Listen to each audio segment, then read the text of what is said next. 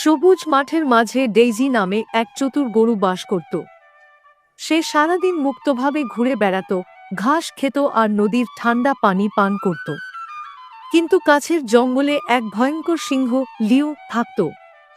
সে সবসময় ডেইজিকে দেখত এবং ভাবত, এই গরুটি একদিন আমার শিকার হবে। একদিন ডেইজি নির্ভয়ে ঘাস খাচ্ছিল, হঠাৎ লিও সামনে এসে দাঁড়ালো। এই দুঃখী মাকে ভালোবাসলে একটা লাইক ও সাবস্ক্রাইব করে দাও। ভয়ঙ্কর গর্জন করে সে বলল, আজই তোমার শেষ দিন, আমি তোমাকে খেয়ে ফেলব। ডেইজি ভয় পেলেও শান্তভাবে চিন্তা করল। তারপর সে বলল, মহাশয়, আমাকে দেখুন, আমি তো খুবই শুকনো।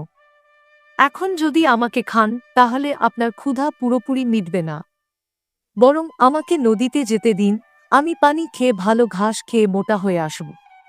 তখন আমাকে খেলে আপনি আরও আনন্দ পাবেন। লোভী লিও একটু ভেবে বলল, ঠিক বলেছ, মোটা গরু খেলে আমার বেশি মজা হবে।